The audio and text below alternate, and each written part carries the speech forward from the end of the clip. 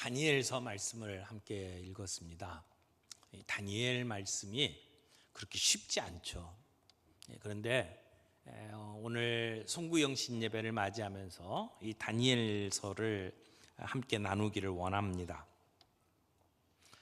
지금 우리 그라치아 카페에 그 그림 전시를 하고 있죠. 그 전시회의 주제가 터치입니다. 터치, 만지심, 이런 뜻이죠. 근데 이 터치라고 하는 그 의미가 오늘 본문하고 굉장히 맞아떨어지는 그러한 부분들이 있다고 생각을 합니다. 그 그림들이 우리에게 던지는 질문은 세상 속에서 우리가 상처받고 그 힘든 마음들이 있을 때 그때 우리가 어떻게 회복될 수 있을까? 이런 질문에 대한 답이 그 그림입니다. 나중에 다시 한번 가서 그 그림을 한번 묵상해 볼 수 있기를 바랍니다. 우리가 세상을 살다 보면 누구나 한 번쯤은 아이고 이거 내가 도무지 감당이 안 된다 라고 생각이 들 만큼 힘든 일들을 만납니다. 말로 설명하기도 힘든 어떤 압박, 때로는 고통, 밤에 누우면 점점 마음이 무거워지는 그런 근심들이 우리에게 있습니다. 그런데 이런 근심 또는 압박은 믿음이 없고 약한 사람들에게만 오는 게 아니고 오랫동안 신앙생활 잘한 분들에게도 찾아옵니다. 다니엘이 그랬습니다. 다니엘은 이제 바벨론 때 끌려갔다가 바벨론이 무너지고 그 다음에 페르시아가 그 통치를 하죠. 그 페르시아 왕의 고레스 3년에 이 환상을 봅니다. 근데 그때 다니엘은 이미 그 앞에 심한 어려움들을 겪고 많은 그 연단을 받은 후에 세월이 굉장히 많이 흐른 뒤에 이 환상을 보게 됩니다. 근데 앞으로 일어날 큰 전쟁에 관한 환상을 보는 거예요. 그러니까 내가 꿈을 꿨다 이런 수준이 아니고 그 환상이 너무나 선명하고 그리고 너무나 그 주제가 무거워서 그 환상을 보고 난 다음에 이해가 안 되고 그리고 마음이 무거운 거예요. 그래서 이게 도대체 무슨 뜻인가 해서 세 일해 동안, 그러니까 3주 21일 동안 금식하면서 깊은 슬픔에 빠집니다. 그만큼 마음이 힘들었던 거죠. 말 그대로 죽은 사람처럼 땅에 엎드러져 있었습니다. 두려워 떨었습니다. 얼굴빛이 변하고 몸에서 모든 힘이 다 빠지고 내가 어떻게 할 수 없는 상태가 되어버렸습니다. 여러분, 우리 인생에 우리가 감당하기가 힘들다고 느껴지는 그런 순간들이 있을 수 있다는 겁니다. 근데 오늘 우리가 이 성경 말씀에서 붙잡는 장면이 뭐냐면 다니엘이 완전히 이렇게 무너져 있을 때에 하나님께서 그 다니엘을 그냥 두지 않으셨다는 겁니다. 오늘 말씀을 자세히 보면 하나님이 다니엘을 만져주시는데 3번 만져주셨어요. 3번의 터치, 3번의 터치를 통해서 쓰러진 다니엘을 일으켜주시는 장면입니다. 그래서 오늘 이 말씀을 통해서 하나님은 쓰러진 사람 어떻게 회복시키며 어떻게 일으키시느냐라고 하는 것을 우리가 함께 살펴볼 수 있기를 원하는 겁니다. 첫 번째 터치는 이렇게 말할 수 있어요. 무력함 가운데서 일으키시는 터치다. 한번 따라서 해볼까요? 시작. 무력함 가운데 일으키시는 터치. 쓰러져 있는 다니엘을 일으켜 세우시는 터치였어요. 10절 11절 보겠습니다. 한 손이 있어 나를 어루만지기로, 여기가 어루만졌다, 터치가 일어난 거죠. 내가 떨었더니 그가 내 무릎과 손바닥이 땅에 닿게 일으키고 내게 이르되, 큰 은총을 받은 사람 다니엘아, 내가 내게 이르는 말을 깨닫고 일어서라. 내가 내게 보내심을 받았느니라 하더라. 그가 내게 이 말을 한 후에 내가 떨며 일어서니. 다니엘이 환상을 보고 그 환상에 짓눌려 가지고 스스로 일어날 힘이 없을 때에 한 손이 다니엘을 어루만지시는 거예요. 그래서 무릎과 손바닥이 땅에 닿게 일으키셨다라고 이야기해요. 벌떡 일어난 게 아니고 무릎과 손바닥으로 짚고 일어나게 하셨다는 거죠. 다니엘이 지금 어떤 상태였다고요? 그 환상의 무게에 짓눌려서 혼자 힘으로는 일어날 수 없는 상황이었다는 겁니다. 근데 그때 한 손이, 하나님의 손이 그를 어루만져서 무릎과 손바닥으로 땅을 짚고 일어서게 만들었다는 겁니다. 그러면서 들려오는 말씀이 뭡니까? 큰 은총을 받은 사람 다니엘아, 깨닫고 일어서라 말씀하셨습니다. 저는 이 대목이 너무나 은혜가 됩니다. 다니엘이 능력이 있어서 일어난 게 아니에요. 다니엘이 멀쩡해서 일어난 게 아닙니다. 떨고 있고 무너졌습니다. 힘이 없습니다. 그런데 하나님이 먼저 말씀해 주시잖아요. 뭐라고? 너 큰 은총을 받은 사람아. 여러분, 하나님은 넘어져 있는 우리를 단순히 이렇게 도와주는 정도가 아니고 다시 내가 누군지를 깨닫게 만들고 일어서게 하십니다. 우리의 정체성을 다시 붙들어 주십니다. 너 하나님의 사람아, 은총을 받은 사람아, 그러면서 우리를 이렇게 세워주십니다. 여러분, 로마서 8장 뒷부분에 보면 하나님께서 우리를 어떻게 사랑하시는지 설명하시잖아요. 8장 38절부터 봅니다. 내가 확신하노니 사망이나 생명이나 천사들이나 권세자들이나 현재일이나 장래일이나 능력이나 높음이나 기쁨이나 다른 어떤 피조물이라도 우리를 우리 주 그리스도 예수 안에 있는 하나님의 사랑에서 끊을 수 없으리라. 그 세상에 어떤 힘 있는 존재도 어떤 피조물도 우리를 우리 주 예수 그리스도의 그 안에 있는 하나님의 사랑에서 끊을 수가 없다고 이야기를 합니다. 여러분, 하나님께서 다니엘에게 일어서라 말씀하시는 것은 뭐 자세를 바르게 하라 그런 말이 아닙니다. 이제는 하나님의 말씀을 들을 수 있는 준비를 시키는 겁니다. 너 은총을 크게 받은 사람이다. 일어서라 말씀을 하십니다. 이것이 첫 번째 회복이에요. 여러분, 상황이 바뀐 게 아니에요. 내가 갖고 있는 문제가 해결된 게 아니에요. 그런데 내가 누군지를 다시 붙들어 세우는 거예요. 너는 큰 은혜를 받은 사람이야. 그렇게 말씀하시면서 우리를 일으켜 세우시는 하나님의 은혜가 저와 여러분들에게 있기를 바랍니다. 그러니까 여러분, 우리가 때때로 무너지고 쓰러졌을 때 무엇을 먼저 해야 합니까? 하나님의 그 손길을 경험해야 합니다. 하나님께서 우리를 붙드시고 내가 너 사랑하는 거 알지? 하는 하나님의 음성을 듣는 게 필요하다는 겁니다. 두 번째 하나님의 터치가 이루어지는데 그 터치는 벙어리에서 소통자로 만드시는 터치예요. 말 못하는 벙어리에서 소통하는 사람으로 만들어 주신다는 말입니다. 이 15절 말씀 보겠습니다. 그가 이런 말로 내게 이를 때에 내가 곧 얼굴을 땅을 향하고 말문이 막혔더니, 여러분, 다니엘이 하나님의 어루만지심을 받고 터치를 받고 일어섰잖아요. 근데 일어섰다고 해서 완전히 괜찮아진 게 아니었단 말이에요. 다니엘이 어떻게 됐어요? 다시 얼굴을 땅을 향하고 그리고는 말문이 막혔대요. 말을 못하게 됐죠. 여러분, 상황이 기가 막히면 말문이 막힙니다. 충격을 받으면 말이 안 나와요. 기도하려고 해도 입이 떨어지질 않아요.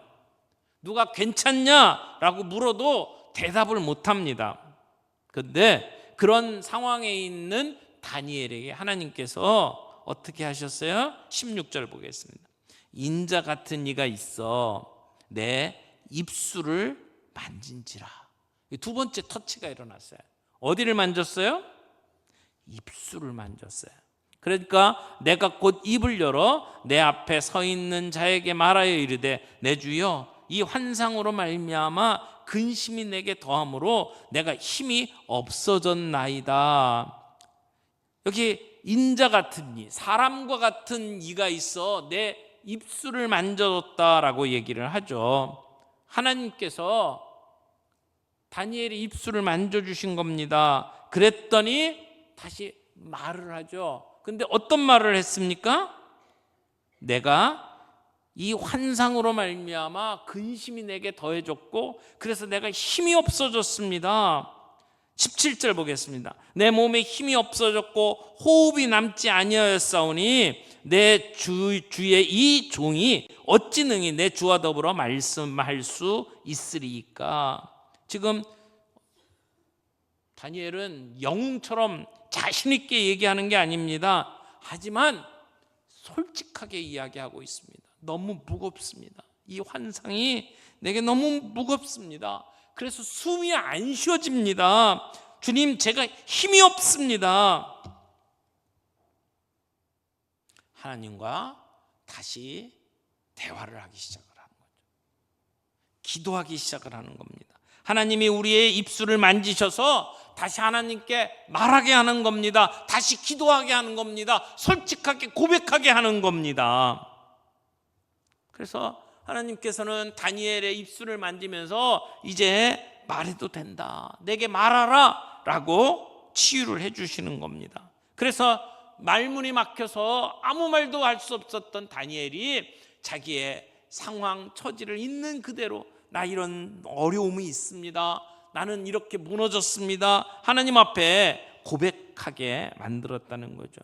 그렇게 함으로 다니엘의 상처가 치유되고 다니엘과 하나님과의 관계가 회복되게 만드셨어요. 사랑하는 성도 여러분, 우리가 신앙생활 하면서 때때로 우리의 기도의 문이 막히지 않습니까? 찬송을 하려고 하는데도 찬양이 안 나오는 때가 있지 않습니까? 그때 하나님께서 우리의 입술을 만지시고 우리를 하여금 하나님 앞에 기도하게 하시고 고백하게 하는 아름다운 역사가 저희 모두에게 있기를 바랍니다. 우리가 답답한 상황 속에 빠질 때, 말을 할 수가 없을 상황, 기도가 안 나오는 상황이 나올 때 하나님, 제 입술을 만져 주옵소서. 내가 다시 주님께 말하게 하옵소서. 내가 다시 주님께 찬양하게 하옵소서. 그렇게 기도하며 나가고, 그럴 때에 하나님의 놀라운 치유의 역사가 저와 여러분들에게 있기를 바랍니다. 세 번째 터치를 보죠. 세 번째 터치는 이렇게 표현할 수 있어요. 두려움의 평안과 강건함을 주시는 터치. 같이 한번 읽어볼까요? 시작. 두려움의 평안과 강건함을 주시는 터치. 세 번째 터치가 이어집니다. 다니엘이 저 힘 없어요, 저 숨이 쉬어지질 않습니다, 이렇게 이야기를 할 때 하나님께서 18절 보세요. 또 사람의 모양 같은 것 하나가 나를 만져주시죠. 그런데 그때는 강건케 하시는 만짐입니다. 강건케 하시는 터치. 그래서 19절 보세요. 이르되 큰 은총을 받은 사람이여 두려워하지 말라, 평안하라, 강건하라. 그렇게 말씀을 하시니까 다니엘이 힘을 얻게 되죠. 그러니까 세 번째 터치는 두려움 가운데 우리를 강건케 하시는 터치였다, 이렇게 말을 합니다. 여기 천사가 다니엘을 하나님께 사랑받은 사람이라고 불러주면서 세 가지 격려의 말씀을 하시죠.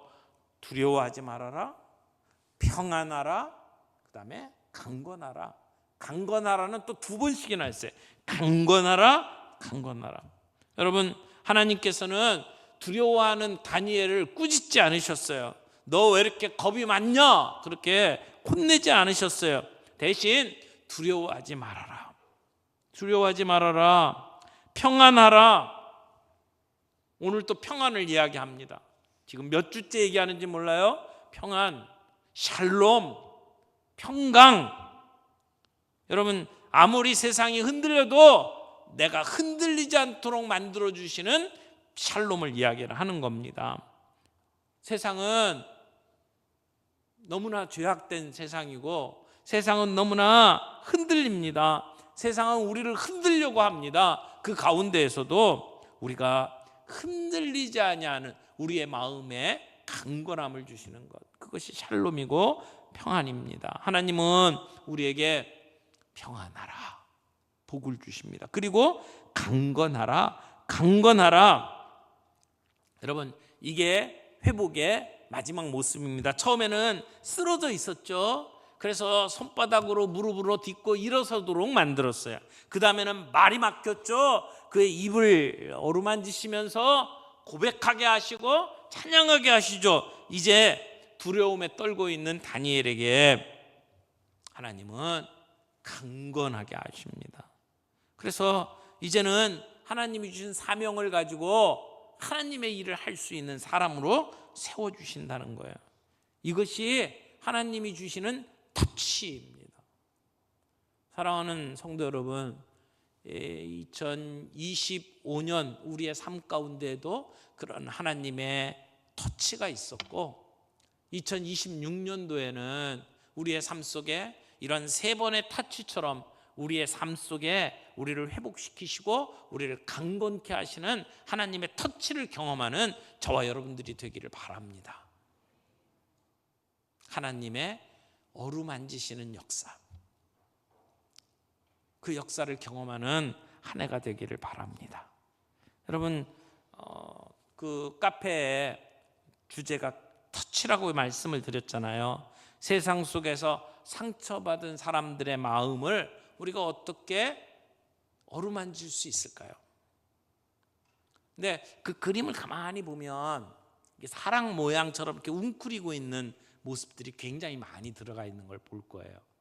어떤 사람들은 이게 뭐냐 뭐 이렇게 아마 이상하게 보신 분들이 있을 텐데, 그 그림을 그린 작가가 영감을 받은 스토리가 고흐의 이야기입니다. 빈센트 반 고흐가 살아온 삶을 묵상을 하다가 거기서 영감을 얻고 그 작품들을 만들기를 시작을 했어요. 여러분, 고흐에 대해서는 우리가 오해하고 있는 게 참 많이 있는 것 같은데, 뭐 정신 나간 사람, 미친 사람처럼 고흐에 대해서 이야기하는 경우들이 많이 있지 않습니까? 근데 고흐가 참 힘들고 어려운 가운데에서도 하나님의 뜻대로 살려고 굉장히 애를 썼던 사람입니다. 실제로 선교사로 일을 했던 사람이고, 근데 그가 그림을 그리면서 자기 그 그림의 모델로 썼던 사람이 시엔이라고 하는 사람이에요. 근데 이 시엔이라고 하는 사람이 알코올 중독에다가 미혼모였습니다. 근데 그 모델로 쓰면서 그 사람이 너무나 그 아이와 함께 굶주리고 추위로부터 고통당하고 이런 모습을 보면서 너무 불쌍한 마음에 그 시엔과 아이를 자기 집으로 입양을 합니다. 데리고 와서 함께 삽니다. 자신도 너무너무 힘든 시간을 보냈지만, 아픔과 실패와 고난 속에 있었지만, 그러나 시엔에게 사랑의 타치를 한 거죠. 그래서 많은 사람들이 이 고흐를 이야기할 때에 상처 입은 치유자라고 하는 별명을 주었습니다. 상처 입은 치유자, wounded healer라고 하는 표현을 씁니다. 자기도 상처받고 고통 가운데 있지만 어려운 그 사람을 돕는 사랑의 타치를 한 거죠. 그 사랑에 타치한 그 시엔의 모습이 그 그림 속에 곳곳에 배어 있는 것을 보게 될 거예요. 한번 가서 얼마나 많은 시엔이 있는지를 한번 살펴보십시오. 사랑하는 성도 여러분, 하나님의 타치를 받은 사람은 우리가 다른 사람에게도 그런 타치를 할 수 있는 힘과 능력이 생깁니다. 내가 상처받았지만 그러나 상처가 치유되며 다른 사람들을 치유할 수 있는 자로 하나님이 우리를 세워주십니다. 새해는 그런 운디드 힐러, 상처 입은 치유자로서 다른 사람들에게 그런 타치를 하며 살아갈 수 있는 능력의 사람들이 되기를 바랍니다. 사랑하는 성도 여러분, 여러분의 삶에 어떤 어려움이 있습니까? 어떤 힘든 일들이 있습니까? 그 자리에 하나님의 터치가 있기를 바랍니다. 우리 2025년도 이제 다 지나가네요. 이제 시간이 다 됐죠? 얼마 남지 않은 것 같은데 시간이 이제 한 30초 남으면 이제 화면에 카운트다운이 시작이 될 겁니다. 우리 카운트다운 보면서 마지막 10부터는 우리가 같이 10, 9, 8 이렇게 카운트를 같이 하도록 하겠습니다. 2026년도 그렇게 카운트다운 하면서 함께 맞이할 수 있기를 바랍니다. 10, 9, 8, 7, 6, 5, 4, 3, 2, 1. 새해 복 많이 받으십시오. 해피 뉴 이어. 우리 옆에 있는 분들하고 인사할까요? 해피 뉴 이어. 새해 복 많이 받으십시오. 복 많이 받을 뿐만 아니라 복을 누리고 복을 나눠줄 수 있기를 바랍니다. 다시 한번 인사할까요? 새해 복 많이 받으십시오.